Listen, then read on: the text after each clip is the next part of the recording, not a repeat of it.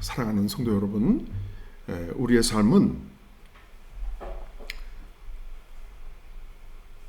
때로는 어느 정도의 즐거움이 있기는 하지만 그러나 자주 고난 또는 고통을 겪는 모습을 지닙니다. 게다가 거의 매일같이 악한 영으로부터 우리로 하여금 죄를 짓게 하는 그러한 그 유혹을 받습니다. 이와 같은 고난과 고통 그리고 죄와 같은 것들은 죄를 짓게 하는 유혹을 할 뿐만 아니라 우리를 절망에 빠지게 할 수 있습니다.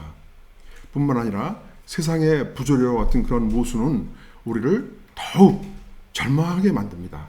이런 것들은 다 우리를 죽음에 이르는 병을 앓게 하는 그런 것들입니다. 죽음에는 두 가지가 있습니다. 하나는 육신적인 죽음이고 또 다른 하나는 영혼의 죽음입니다.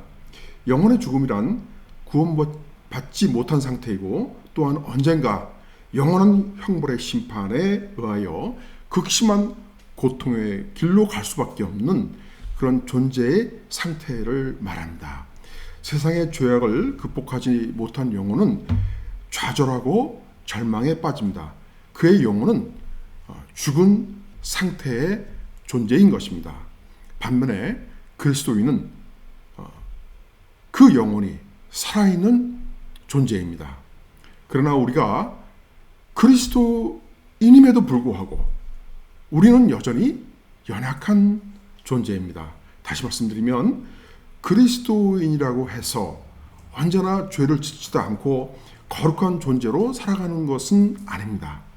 우리가 세상을 살아가면서 언제든지 삶의 고통과 죄로 인하여 절망에 빠질 수 있습니다. 우리는 순간순간마다 우리 본래의 모습을 나타낼 때가 참으로 많습니다. 때로는 누군가를 미워하기도 하고 또 자기도 모르게 노를 바라기도 합니다. 또 어떤 때는 순간적으로 무의식적으로 교만이 올라와서 다른 사람에게 은근히 자기를 과시하기도 합니다. 그리고 어떤 사람은 도무지 남을 배려할 줄도 모르고 다른 사람을 사랑할 줄도 또는 소속된 공동체를 위하여 헌신할 줄도 모르고 오직 자기 유익만 생각하기도 합니다.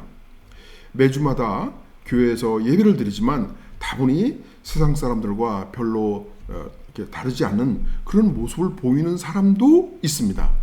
우리는 끊임없이 죄를 지을 수 있는 그러한 성품을 여전히 안고 살아가고 있다는 것입니다.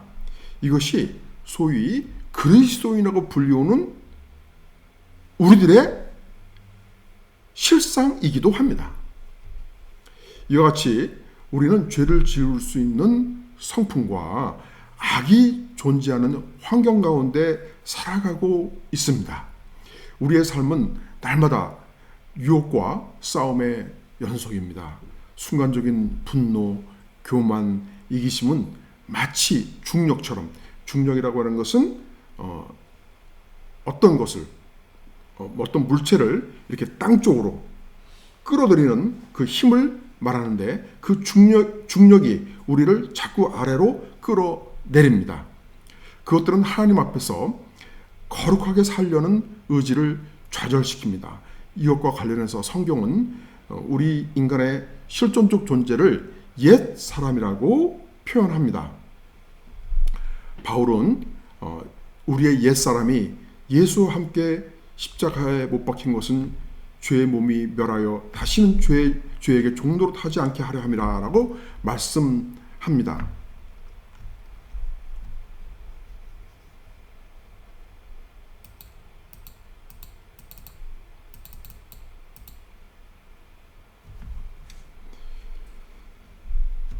그러나 현실에서 우리는 여전히 죄의 무게와 싸우며 쉽게 넘어집니다. 바로 이 지점이 우리가 성경을 통해서 알고 있는 하나님의 말씀과 우리의 그 내면의 실존과의 차이고 또 우리는 바로 이것 때문에 늘 괴로워해야 합니다. 그러나 우리가 진정한 그리스도인이라면, 그리고 하나님의 백성이라면 악과 싸워 이김으로써 죄를 짓지 않고 살아가야 되지 않겠습니까? 뿐만 아니라 절망에 빠짐으로써 영혼의 죽음에 이르는 그런 병을 앓고 있는 비참한 존재가 되어서는 안 되지 않겠습니까? 아니, 우리가 오히려 죄악과 싸워서 이겨가지고 그리스도의 형상을 나타낼 수 있어야 되지 않겠습니까? 그것이 올바른 구원의 길일 테니까요. 그렇다면 우리는 과연 어떻게 이러한 죄악으로부터 탈출하여 살아있는 영혼으로서 거룩한 성품을 나타냄으로써 그리스도인임을 우리 스스로 증명할 수 있을까요? 우리가 이 문제를 가지고 함께 고민해 보기를 원합니다. 이와 관련해서 오늘 저는 비행기가 뜨는 양력 발생의 원리를 통해서 죄악으로부터 탈출해서 순간적인 질적 비약을 도모할 수 있는 길을 함께 나누고자 합니다. 양력이라고 하는 것은 뜨는 힘을 말합니다. 영어로는 리프트, 양력. 양력은 양력, 달력 뭐 이런 게 아니고 그 뜨는 힘을 말합니다. 그 양력에 대해서, 비행기가 뜨는 원리에 대해서 오늘 좀 여러분들에게 설명을 드리고자 합니다. 여러분들은 잠시 항공공학 대학 강의실로 여러분들을 모시겠습니다. 지금 이렇게 큰 집채만한 어마무시한 이 비행기 안에 100명, 200명의 승객들이 들어가 있고 또 짐도 또 어마어마하게 많이 들어가 있지 않습니까?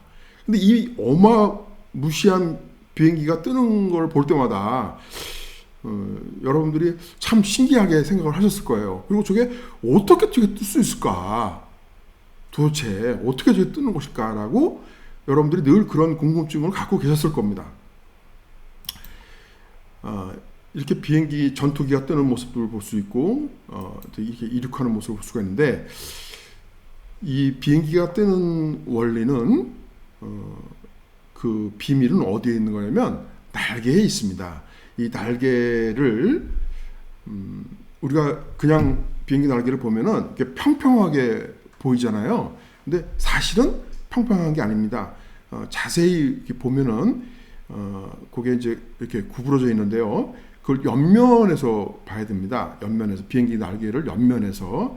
그래서 그거를 한번 제가 보여드리면은 이렇게 여기 보시는 바와 같이 이렇게 여기 이게 지금 비행기 여기 가운데를 비행기 동체라고 생각하고 그리고 이제 이 양쪽에 날개가 있으면 이렇게 커브가 되어 있고요. 여기 이렇게 물고기처럼 이렇게 생겼어요. 비행기 날개가.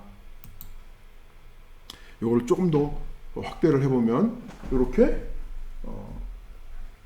물고기처럼 유선형이라고 그러죠. 유선형 이렇게 생겼습니다. 그런데 비행기가 날 때 이 비행기가 날기 위해서 비행기가 앞으로 이렇게 전속력으로 달려갑니다. 전속력으로 달려가는데 그때 이 공기가 이렇게 흘러가죠. 그리고 또 이 날개 밑으로도 공기가 흘러가요. 그렇죠?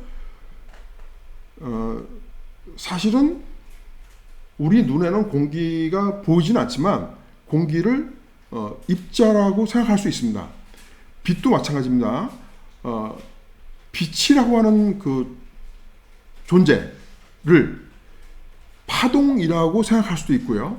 빛이 태양으로부터 이렇게 파동돼서 오는 것이라고 생각할 수도 있고요.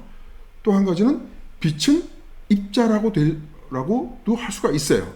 그래서 빛에 눈에 전혀 보지 않죠. 빛은 그 입자가 보이지는 않지만 그 입자가 우리한테 다가오는 것입니다. 그거는 그 물리학적으로 실험을 통해서 증명이 된 것입니다. 그래서 공기도 역시 마찬가지예요. 많은 알게 눈에 보이지는 않지만 많은 알갱이들이 이렇게 지나가는 겁니다. 근데 이 비행기의 날개가 밑에는 비교적 평평하게 생겼고요.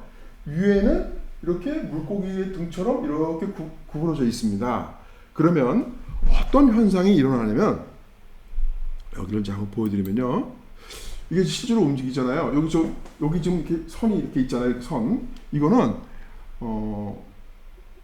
그 항공공학연구실에 가면 풍동, 바람이 움직이는 장치가 있어요. 바람이 움직이는 장치가 있는데 그거를 촬영한 것이에요. 실제 촬영한 것인데,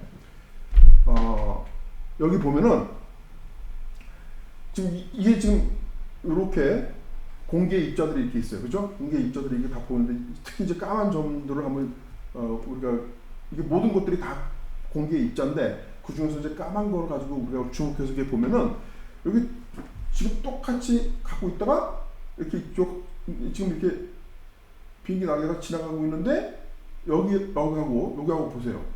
보면은 똑같이 있었는데 점점 얘는 느리게 움직이고 있는데 얘는 벌써 와 있잖아요. 그렇죠? 그러니까 위로 올라가는 공기는 굉장히 빠르고 밑에 거는 위에 거에 비해서 느리다는 거예요. 그러면 이런 현상이 일어났을 때, 이런 자연현상이 물리학적으로 연구를 해보니까 어떤 결과를 얻었냐면은, 압력이 그 위에 공기가 이렇게 빨리 지나가면 압력이 낮다라는 사실을 발견했어요. 또 반대로 공기가 천천히 지나갈 때, 이거는 공기뿐만 아니라 물이나 이런 어떤 리퀴드, 액체 같은 것도 마찬가지인데, 지나갈 때 천천히 지나가게 되면은 여기에서 이렇게 이쪽을 향하는 그 누르는 힘이 더 강해진다는 것이 발견이 됐어요. 그래서 위에는 공기가 눈에 우리가 보이지는 않음에도 불구하고 공기가 누르는 게 밑에 비하면은 덜해요. 덜하니까 당연히 위에가 가볍잖아요. 그러니까 이게 붕 하고 뜨는 거예요. 이해하셨죠? 자, 그것을 물리학에서는 베르노이의 정리라고 하는, 베르노이의 법칙이라고 하는데, 그 다음에 이러한 압력과 공기의 속도에 의해서 양력이 발생한다, 뜨는 힘이 발생한다라고 설명이 될 수가 있고요. 또 한 가지는 비행기가 날아갈 때 비행기 파일로트가 조종관을 잡아당기게 되면은 비행기 날개가 살짝 들어 올려져요. 이 양쪽의 날개가 살짝 들어 올려져요. 여러분들이 여행하실 때 창가에서 비행기 날개를 보게 되면 날개가 살짝 들어 올려지는 것을 볼 수가 있어요. 그러면 그렇게 비행기 날개가 살짝 들어 올려지게 되면은 어떤 또 현상이 있게 되냐면은, 이 공기가 여기서 이렇게 부딪히잖아요. 부딪히게 되면은 작용 반작용의 법칙이라는 게 있어요. 물리학에서. 그 말은 뭐냐면, 뭔가가 작용을 하잖아요. 뭔가 어떤 힘이 가해지잖아요. 그 힘이 가해지면 반대로 거기에 대해서 반대의 힘이 발생을 하게 돼 있어요. 그래서 이 공기가 이렇게 여기를 땅땅땅 막 때려요. 때리는 순간에 이 공기들은 여기 이 날개에 부딪히니까 반작용으로 이 공기들이 이렇게 여기를 밀어요. 그렇죠? 이렇게 미니까 이 날개를 갖다 미니까 이 날개가 붕 하고 올라가요. 여기가 이렇게 작용 반작용의 법칙으로도 설명을 할 수 있어요. 그래서 양력 발생은 두 가지로 설명을 할 수가 있는 겁니다. 작용 반작용에 대해서 조금만 더 설명을 하면, 이제 예를 들어서 가장 좋은 예가 뭐 여러 가지 많이 있지만, 그 로켓을 한번 생각을 해보시면, 로켓가 이렇게 엔진이 걸려가지고 엄청난 가스를 연료를 태워가지고 이게 태우니까 이게 불이 막 나는 거잖아요. 그러면 이게 가스가 막 밑으로 엄청난 가스가 이게 나오는 거거든요. 그 가스가 나오니까 그 힘에 의해서 이게 로켓이 올라가는 거예요. 이거를 여기다가 이렇게 작용을 시켜주니까, 힘을 작용을 시켜주니까 여기에 반대로 힘이 반사된다는 거예요. 반작용을 한다는 거예요. 그래서 반작용에 의해서 로켓이 이렇게 위로 올라가게 되는 겁니다.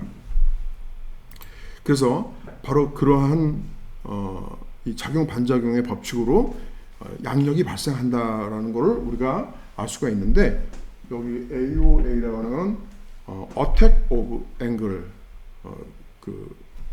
이 각이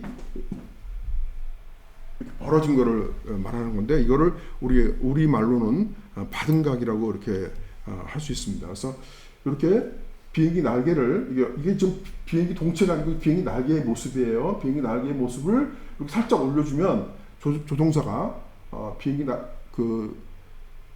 출발하면서 비행기 날개를 살짝 올려주면 이렇게 작용 반작용의 법칙에 의해서 비행기가 올라가게 되는데, 이거를 더 강력하게 양력을 발생하는 장치가 또 있어요. 그거를 고양력 장치라고 불러요. 고양력 장치. 그건 뭐냐면, 여러분들이 이제 여행하실 때 보통 이제 여객기 날개를 보면은 이렇게 날아갈 때 보면은 뜨는 그 순간에 보면은 요 비행기 날개 끝하고 앞부분이 벌어지는 걸 볼 수가 있어요. 요 끝에를 플랩이라고 부르고 앞을 슬랫이라고 이렇게 부르는데요. 이게 어떻게 되냐면, 이거를 더 양력을 더 발생시키기 위해서 뒤에 거를 더 밑으로 내리고 앞에 거를 더 이렇게 하게 되면은 더 많이 유속이 빨라져요. 유속이 빨라져서 더 양력이 많이 발생을 해요. 그래서 이거를 고양력 장치라고 그렇게 부릅니다. 여기 이제 비행기 날아갈 때 보시면은 요 끝에가 이렇게 빠져나오죠. 그리고 앞으로 이렇게 빠져나가는 것을 볼 수가 있어요. 뒤에 거를 플랫, 앞에 거를 슬랫 이렇게 부르는데, 이렇게 이것은 비행기가 뜨는 그 양력, 뜨는 힘, 그 뜨는 힘을 더 강하게 하기 위해서 이런 장치를 씁니다. 이게 이제 그 앞부분이 이렇게 튀어나오는 그 사진입니다. 여기 여객기에서 실제 여객기에서 찍은 사진이에요. 여기 이제 이게 바로 벌어지는 거 보셨죠? 앞부분도 이렇게 나가는 거 보셨죠? 예. 그래서 비행기가 뜨는 원리를 이제 우리가 이렇게 이해를 하셨죠? 자, 그러면 이렇게 비행기가 이러한 날개에 의해서 뜨는 그 힘을 발생을 할 수가 있는데, 비행기는 아마존인 것 같아요. 비행기가 아무리 강력한 엔진을 가지고 있어도 이 물체를 끌어당기는 힘, 그 중력이라고 했습니다. 이 중력의 무게를 이기지 못하면은 결코 뜰 수가 없습니다. 이륙할 수가 없습니다. 마찬가지로 우리들의 그 삶도 늘 옛 사람의 무게 아래 눌려 있습니다. 이 무게는 우리들의 죄된 본성, 교만, 탐욕, 분노, 이기심과 같은 그런 것들입니다. 바울은 에베소서 2장 1절에서 허물로 죽었던 너희라고 그렇게 말씀합니다. 우리가 같이 읽겠습니다. 그는 허물과 죄로 죽었던 너희를 살리셨도다. 이 말씀은 우리 인간이 스스로는 결코 하늘을 향해 오를 수 없음을 분명히 하고 있습니다. 즉 인간의 의지나 도덕적 노력만으로는 이 무게를, 우리의 죄의 그 무게를 이길 수 없다는 것입니다. 반드시 더 큰 힘, 즉 죄된 본성을 이기고 박차고 올라갈 수 있는 힘인 은혜의 양력이 필요한 겁니다.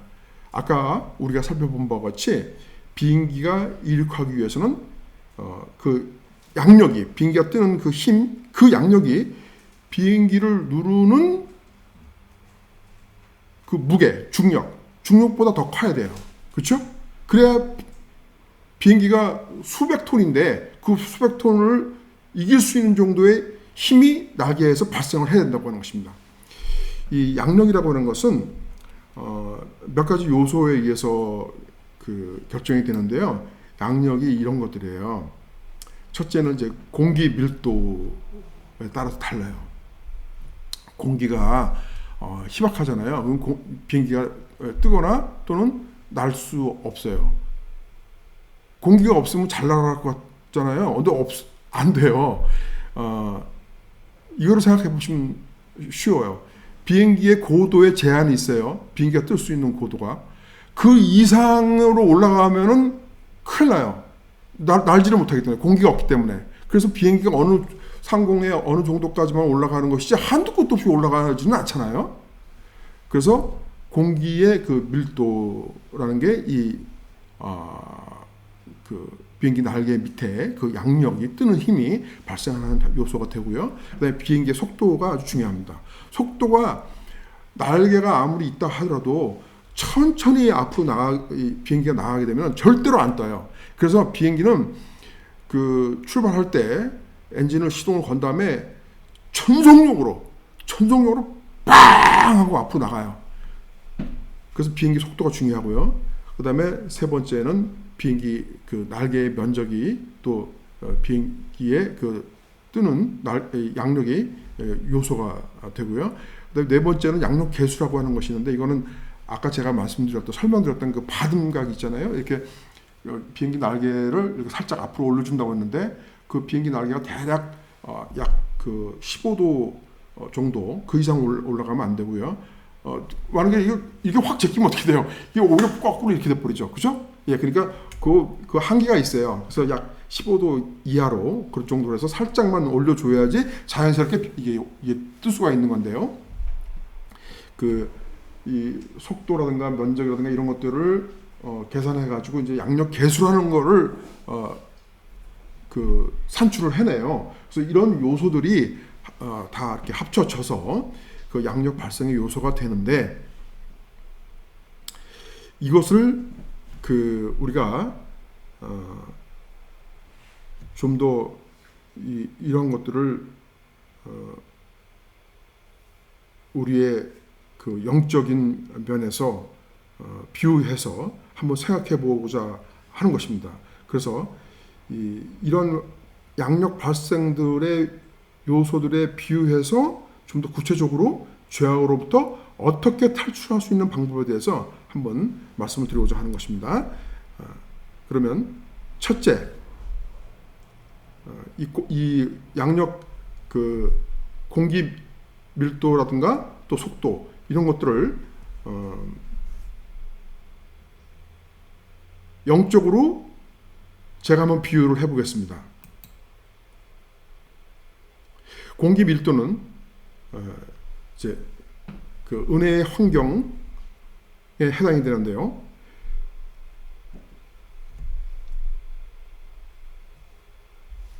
우리가 영적으로 우리의 죄악으로부터 탈출하기 위해서는 우리 주변에 자기를 싸고 있는 이 환경이 아주 중요합니다. 우리가 은혜의 공기 속에, 그런 환경 속에 있지 않으면 결코 날아갈 수 없습니다. 결코 죄악으로부터 탈출할 수 없습니다. 은혜의 공기라고 하는 것은 말씀과 기도의 자리, 그리고 교회 공동체, 또 예배의 자리가 바로 은혜의 밀도를 높여주는 그런 환경입니다. 우리가 존재하는 환경을 늘 그러한 곳들 속에 있도록 하는 것이 아주 중요한 것입니다. 그렇기 때문에 성경에 대한 올바른 해석과 구원의 길을 제시해서 빛을 비춰주는 성경 성경 연구적인 목회자, 그리고 서로에게 덕을 끼칠 수 있는 성도들의 공동체, 그리고 성경적인 예배의 자리, 그리고 매일같이 기도하는 삶 등과 같은 것들이 이러한 그 좋은 환경이라고 말씀할 수가 있겠습니다. 그것들은 항공기가 뜰 수 있는 조건이 되는, 그런 기본적인 조건이 되는 그런 공기의 밀도와 같은 것입니다. 두 번째는 성령의 인도하심에 대한 그 반응의 속도입니다.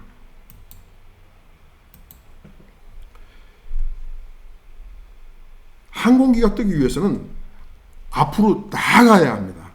그것도 천천히 나가면 안 되고, 비행기의 무게에 따라서 속도의 차이는 있지만, 이렇게 하고자 하는 모든 비행기들은 반드시 최대한 빠른 속도로 앞을 향해서 전력 질주해야 합니다.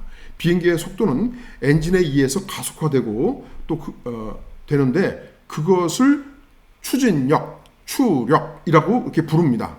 하나님의 백성이 죄악과 맞닥뜨렸을 때 성령께서는 말씀으로 또는 주변 환경이라고 하는 수단을 통해서 그를 선한 길로 인도하시고 등 뒤에서 밀어내십니다. 그것은 마치 비행기가 전속력으로 앞으로 나아가게 하는 그런 그 추진력과 같은 것입니다. 그러므로 그리스도인은 말씀을 들었을 때 그리스도인답게 성령의 인도하심에 순종하기 위하여 나중에 또는 언젠가가 아니라 바로 지금 하면서 나의 성경적 지식, 그리고 나의 하늘을 향한 영원한 나라를 향한 그 뜨거운 열정, 그리고 결단하는 나의 의지가 즉각적으로 발동해서 결단해야 되는 것입니다. 다시 말씀드리면 이 죄악과 부딪힐 때마다 그리스도인은 비행기가 이륙을 위해서 전속력으로 나아가듯이 최대한 빠른 속도로 오직 영원함을 바라보는 성령의 인도하심에 순종하는 그러한 반응을 보여야 한다는 것입니다. 그는 죄악과 맞닥뜨렸을 때 이 세상 것에 얽매이지 않고 오직 하나님께 나아가서 영원한 나라인 하나님의 나라를 바라보아야 한다는 것입니다. 세상을 초월해서 영원함을 추구하는 것이야말로 하나님께 나아가는 길입니다. 죄악과 마주칠 때마다 전속력으로 영원한 나라를 향해서 달려갈 때 그리스도인의 영혼은 즉각적인 영적 상승을 경험할 수 있는 그런 이륙을 위한 사전 조건이 만들어지는 것입니다.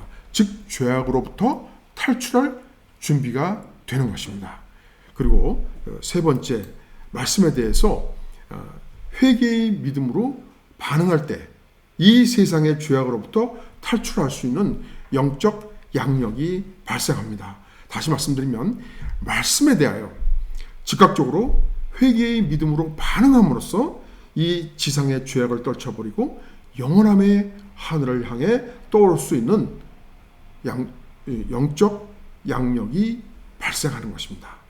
비행기가 이륙할 때 가장 중요한 그 순간은 아까 말씀드린 바와 같이 이 바등각을 올리는 것입니다.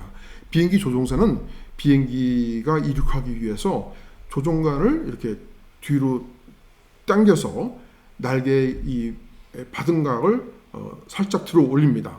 바로 그 순간 비행기의 날개 밑에서 양력이 발생합니다. 그리고 비행기가 뜨기 시작합니다. 여기서 조종사는 아까 말씀드린 바와 같이 한 걸음 더 나아가서 고양력 장치를 사용하는데, 그것이 이제 그 플랩이라고 하는 비행기의 그 날개 뒷부분과 슬래시라고 불리우는 비행기 앞부분을 이렇게 돌출시키는 것입니다. 그러면은 그 비행기의 날개와 그 공기의 속도가 바뀌면서 보다 강력한 양력이 발생하고 비행기는 하늘을 향해서 솟아오를 수가 있는 것입니다. 비행기가 지상에 있을 때는 날개가 이렇게 땅과 수평하게 있습니다. 그러나 비행기가 이륙할 때는 날개의 방향을 하늘을 향해서 이렇게 들어 올리는 것입니다.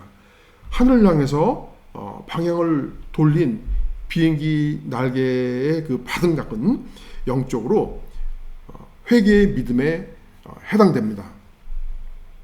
회개하는 믿음은 세상적인 것들에 얽매여서 이 땅에 머물고 있는 우리의 영혼을 하늘로 날아오르게 하기 위해서 그리스도의 영과 연합하게 하고 마침내 하늘 보좌에 앉아 계신 그리스도의 생명 안에 머물게 합니다. 그러므로 죄악이 우리의 실존을, 우리의 영을 짓누르려고 하는 그 순간에 지정의를 포함해서 우리 내면의 결단에 의한 그 실존의 방향을, 우리 내면의 그 태도를, 우리의 영적 방향을 돌려서 그리스도의 영과 연합하기 위해서 우리의 영을 하나님께 들어 올리는 것이 바로 회개의 믿음인 것입니다. 예를 들면 분노가 치밀어 오를 때, 주님, 제 분노를 십자가에 못 박습니다.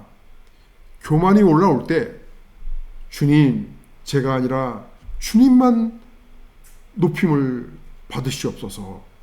또 이기심이 올라올 때 주님의 영광과 교회 공동체와 형제의 유익을 구하겠습니다 라고 고백하는 것입니다.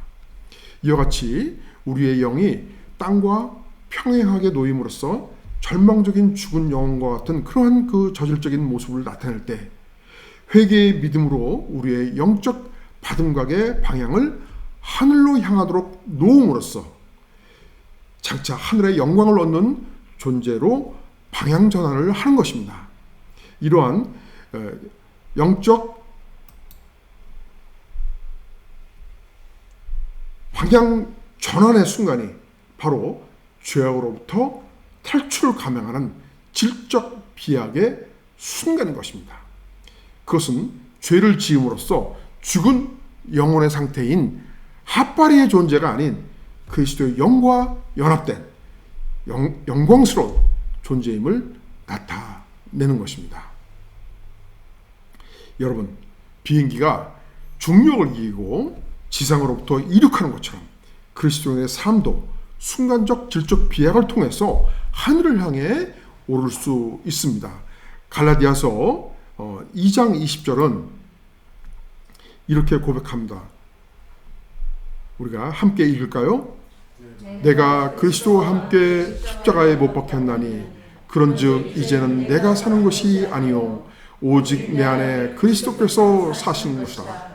이제 내가 육체 가운데 사는 것은 나를 사랑하사 나를 위하여 자기 자신을 버리신 하나님의 아들을 믿는 믿음 안에서 사는 것이다. 아멘. 여기에서 내 안에 그리스도께서 사신다라는 이 말씀은 그리스도의 생명이 그리스도인의 삶 안에서 실존적으로 재현된다는 것입니다. 즉 그리스도의 정신이, 그리스도의 실존이 그의 말씀을 통해서 믿는 자 안에서 실현된다는 것입니다. 달리 말씀드리면 그리스도의 말씀과 영이 믿는 자의 삶에 그대로 반영된다는 것입니다. 그러므로 그리스도인의 영이 죄악으로부터 탈출하기 위하여 질적 비약을 감행하는 것은 그리스도의 생명으로 산다는 것을 스스로 증명하는 것입니다. 그 다음에 믿음으로 산다 라고 아까 말씀하셨는데, 이 믿음으로 산다는 것은 나를 사랑하셔서 나를 선택하셔서 구원하신 그리스도의 사랑에 전적으로 굴복함으로써 그리스도께 순종하는 실존의 삶을 사는 것을 스스로 증명하는 것입니다. 이렇게 그리스도의 생명으로 그리스도께 순종하는 삶으로 실존할 때 우리는 하늘을 나는 것 같은 영혼의 참된 평화를 누리게 될 것입니다. 사랑하는 성도 여러분, 오늘도 순간에 노를 바람과 교만함과 그리고 이기심이 우리를 붙들려 할 때마다, 우리가 죄악에 빠질 때마다, 그리고 그때마다 우리를 구원하신 그리스도에 대한 믿음으로 영원한 하나님의 나라를 향해서 전속력으로 달려갑시다. 그리고 마음의 방향을 하나님께 돌리고 회개와 순종하는 마음으로 죄악으로부터 탈출합시다. 그 순간 성령의 능력인 영적 그 양력이 우리로 하여금 죄악의 중력을 이기고 은혜의 공기 속에서 그리스도의 생명과 영원함을 향해 비상하게 할 것입니다. 이것을 위해서 우리가 늘 하늘을 향해 비상하는 전투기의 이륙 장면을 한번 우리가 상상하십시다. 이렇게 말입니다.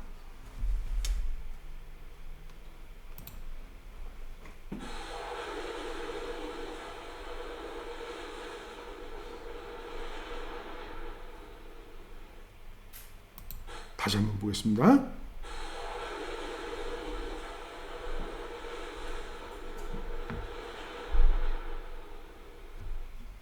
이와 같은 전투기의 모습처럼 우리가 매일같이 순간순간마다 그리스도의 생명과 하나님의 나라를 향해 달려가는 가운데서 죄악으로부터 탈출하여 영원함을 향해 이룩하는 전투조종사 참 그리스도인의 모습을 나타내는 삶을 살아가기를 주님의 이름으로 축원합니다.